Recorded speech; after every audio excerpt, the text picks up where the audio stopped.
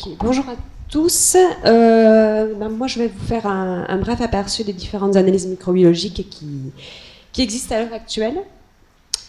Donc, ces analyses microbiologiques peuvent être réalisées ou dans le cadre de diagnostic d'altération, mais aussi dans le cadre du suivi des fleurs d'intérêt. Elles sont réalisables à tous les stades, sur raisin, pendant les phases fermentaires ou alors sur le produit fini. Ces analyses elles vont permettre d'estimer les niveaux de population. Alors, soit on va estimer les populations globales, c'est-à-dire les levures, les bactéries, ou alors plus précisément des groupes de micro-organismes, bactéries lactiques ou bactéries acétiques par exemple. On peut descendre encore plus loin dans la précision, on va identifier des espèces, Saccharomyces cerevisiae ou Eunococcus hemi, ou alors aller au niveau de la souche, c'est-à-dire de l'individu. On peut également, Patrick vous en a parlé précédemment, rechercher un caractère, par exemple des bactéries lactiques potentiellement productrices d'amines biogènes. Les micro-organismes ne sont pas visibles à l'œil nu, et donc pour les visualiser, il va falloir les amplifier. Pour les amplifier, du coup, on a trois grands systèmes d'amplification. Amplification visuelle, donc c'est toutes les techniques basées sur la microscopie. Les amplifications basées sur la multiplication cellulaire, donc c'est toutes les méthodes par culture sur milieu nutritif gélosé. Et enfin, les derniers groupes d'analyse, ce sont les analyses dites de biologie moléculaire, donc par analyse de l'ADN, qui est le support de l'information génétique. Tout d'abord, je vais vous parler des analyses microbiologiques, des outils à disposition dans le cadre de diagnostic d'altération. Donc pour le premier groupe, l'analyse microscopique, la première chose qui est faite dans un laboratoire, quand vous avez un échantillon pour une analyse microbiologique, c'est une observation du vin.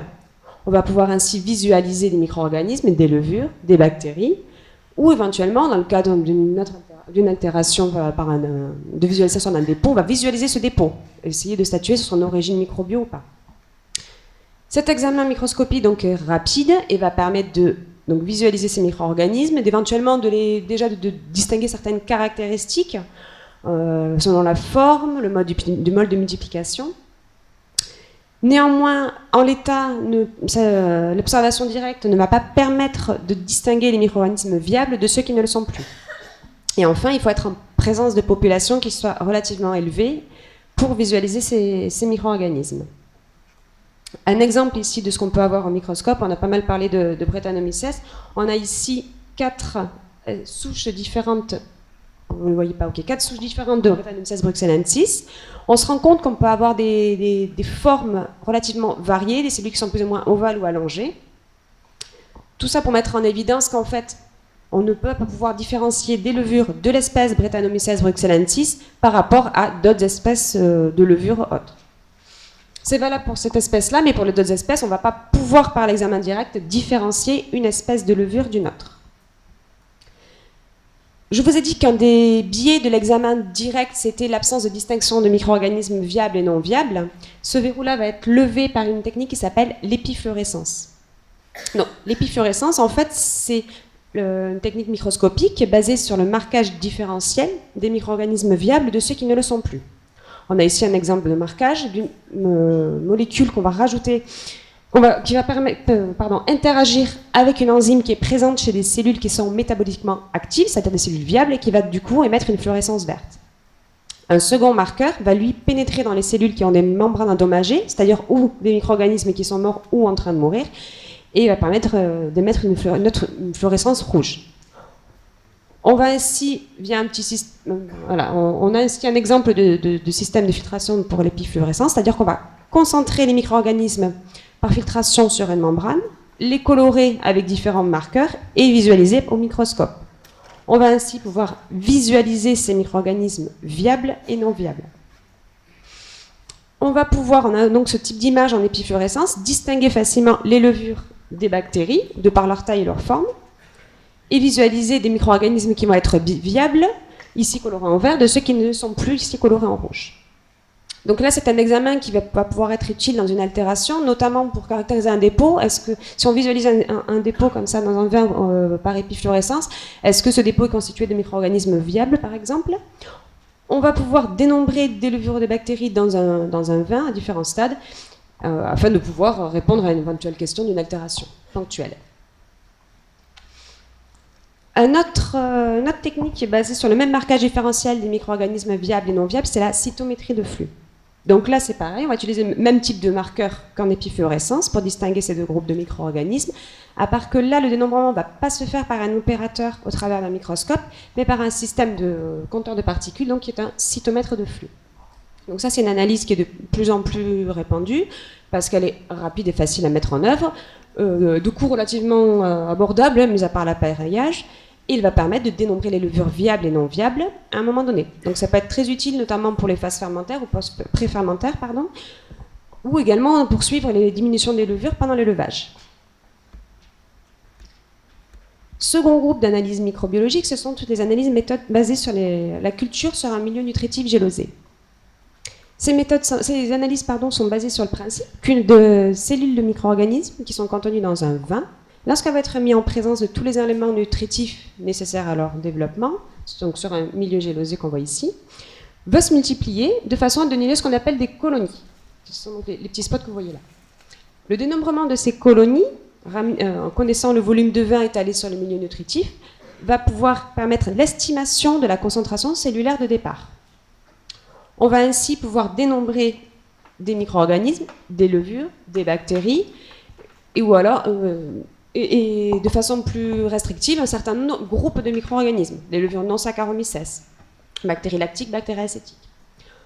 C'est une méthode qui est très largement utilisée, qui je pense est la technique la plus utilisée à l'heure actuelle, parce que de par son faible coût et sa facilité de mise en œuvre. Également, elle est très sensible. On va pouvoir, par des systèmes de filtration, concentrer les micro-organismes et ainsi avoir une sensibilité qui va être en dessous du seuil d'une cellule par millilitre. On va pouvoir donc dénombrer ces levures ou bactéries à tous les stades d'élaboration. C'est très utilisé notamment pour les suivis pendant l'élevage. Ou bien pour caractériser une altération ponctuelle, pour ensuite pouvoir récupérer des colonies, des micro-organismes. Par exemple, on a une refermentation, on va récupérer les levures, on va essayer de savoir à quelle espèce elles appartiennent afin d'en trouver l'origine. Dernier groupe d'analyse microbiologique, ce sont les analyses dites de biologie moléculaire. Alors on en a déjà un petit peu parlé, Martha et Patrick vous en ont un petit peu parlé. C'est basé sur tout ce qui est l'analyse de l'ADN. Donc on va extraire l'ADN d'un vin, ou alors de colonies qui sont de biomasse de levures bactéries isolées sur un milieu nutritif, et on va le visualiser. Alors l'ADN n'est forcément pas visible en l'état, donc pour le visualiser, il va falloir l'amplifier. On ne va pas amplifier la totalité de l'ADN, mais on va amplifier qu'une portion qui va nous intéresser. On veut savoir si dans le vin, on a des Brettanomyces bruxellensis. On veut savoir si des colonies sur un milieu nutritif gélosé sont de l'espèce Eunococcus ou Saccharomyces cerevisiae. On va donc amplifier une portion de cet ADN d'intérêt par un système qui s'appelle la PCR. La PCR, pour réaction de polymérisation en chaîne, va permettre, à travers de cycles successifs de variation de température, d'amplifier cette portion d'ADN d'intérêt. À la fin de ces cycles d'amplification, on va regarder le produit. Par exemple, sur Gilles d'Agarose. On va ainsi pouvoir répondre aux questions posées. On a ou on n'a pas présence de levure Brettanomyces bruxellensis dans mon échantillon de vin, ou alors les colonies que j'ai récupérées sur mon milieu de culture nutritive gélosée sont des Eunococcus ceni. Donc c'est une technique qui est très sensible, qui est relativement rapide et qui va permettre donc de répondre à différentes questions. On peut également donc identifier par une amplification d'une portion spécifique d'ADN une espèce de micro-organisme. La seconde génération de PCR, qui a maintenant un peu plus d'une dizaine d'années, notamment en œnologie, ce sont les PCR en temps réel et quantitatif. Le principe est le même, on va à partir d'un échantillon de vin extraire la totalité d'ADN et amplifier uniquement une portion qui va nous intéresser. On ne va pas, dans ce cas-là, regarder le produit d'amplification, mais on va suivre l'amplification simultanément en temps réel. Cette amplification est suivie grâce à l'ajout d'une molécule fluorescente. On voit ici un graphique de courbe de fluorescence. Au fur et à mesure des cycles, on voit la fluorescence qui apparaît. Plus la fluorescence apparaît précocement au cours des cycles d'amplification, cela signifie qu'on avait plus d'ADN présent initialement. Ce signal est directement proportionnel à la quantité de cellules présentes initialement dans le vin. On va ensuite corréler, grâce à ce qu'on appelle une courbe étalon, ce signal de PCR à une concentration cellulaire. Cette méthode qui est sensible et rapide va permettre de quantifier des groupes de micro-organismes, les bactéries lactiques, les levures de façon globale, ou alors des espèces, Brettanomyces bruxellensis ou Saccharomyces cerevisiae, mais également certains caractères. Tout à l'heure, Patrick vous en a parlé. On va pouvoir quantifier les populations de bactéries lactiques potentiellement productrices d'amines biogènes. Pour faire un petit récapitulatif des différents outils qui existent pour le diagnostic d'altération, sur les techniques microscopiques, première chose à faire, c'est regarder le vin au microscope. Est-ce qu'on déjà on visualise certaines choses? Est-ce qu'on peut différencier des choses? La cytométrie de flux, qui est un outil qui va permettre de suivre les levures en élevage, voir les diminutions, voir des fluctuations de population. Les méthodes par culture sur milieu nutritif gelosé, qui là aussi vont permettre de visualiser, de suivre les grands groupes microbiens tout au long de l'élevage par exemple. Et enfin les techniques par biologie moléculaire, qui vont permettre de détecter des groupes ou des espèces de micro-organismes, ou bien de rechercher des caractères. Ils peuvent également servir à identifier des espèces impliquées dans des altérations. Je vous ai beaucoup parlé d'altération, maintenant je vais plus me concentrer sur le suivi et la caractérisation des flores d'intérêt. On va repartir sur les 3 grands groupes d'analyse microbio. Et tout d'abord, donc un outil qui est disponible et qui est assez simple de mise en œuvre au chai notamment, c'est un dénombrement des levures via ce qu'on appelle une cellule de Malassez. Et une cellule de Malassez, c'est une lame en verre qui contient un fond grillagé dans lequel on va pouvoir mettre notre mou. Et grâce à l'ajout d'un colorant, on va pouvoir visualiser et dénombrer des levures viables et non viables. On va pouvoir savoir si la population de levures dans le jus et du coup est suffisamment élevée pour déclencher ou pas la fermentation alcoolique. Donc ça, c'est quelque chose qui est relativement facile de mise en œuvre, qui va permettre de dénombrer ces levures, mais qui n'est applicable qu'à ces stades-là, puisqu'il faut être en présence de populations qui soient suffisamment élevées. Dans le second groupe d'analyse microbiologique, on peut par exemple, on l'a déjà vu précédemment ce matin, suivre les fleurs d'intérêt pendant les phases fermentaires. On a ici un exemple où on a regardé la proportion de levures non Saccharomyces, donc en rouge, par rapport aux populations de levures totales en bleu, dans 2 cuves ensemencées avec des pieds de cuve différents et à différents moments de la fermentation alcoolique. Donc ça amène une certaine information vis-à-vis de la diversité des levures qu'on peut avoir dans ces cuves pendant les phases fermentaires. Concernant le dernier groupe d'outils disponibles pour les analyses microbiologiques, c'est les méthodes par biologie moléculaire.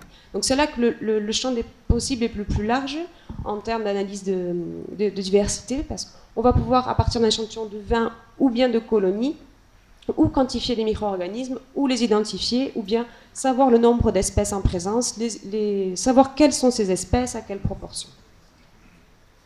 Un exemple d'application concret à ce type d'analyse, c'est un contrôle d'implantation.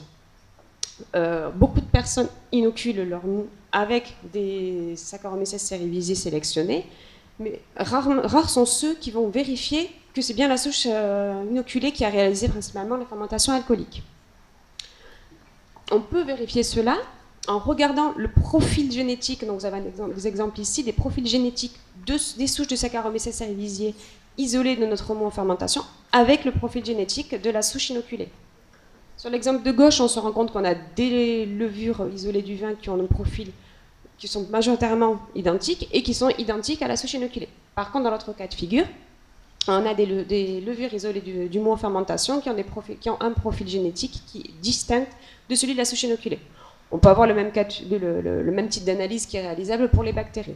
Et on peut vérifier si son levain s'est bien implanté ou pas, et ensuite revoir pour quelles raisons, bien sûr, l'inoculation a échoué. Autre cas de figure, c'est l'étude de la biodiversité pendant les fermentations. On en parle relativement. On a déjà vu quelques exemples avec les résultats présentés par les travaux de Patrick et d'Emmanuel. À partir d'un mou, par exemple, en fermentation, on peut récupérer des levures, regarder les souches de Saccharomyces cerevisiae et ainsi connaître les différentes souches et proportions de Saccharomyces cerevisiae dans le pied de cuve et différents moments de la cuve ensemencée avec ce pied de cuve. Donc ça, c'est le type d'analyse qui est faite grâce aux nouveaux outils de biologie moléculaire qui sont maintenant bien maîtrisés. Donc voilà un bref aperçu des analyses qui existent à l'heure actuelle. Il faut quand même bien se poser et savoir quelle est l'information qui est souhaitée et quel est le degré de la précision qui est acceptable au moment de la vinification auquel on se situe.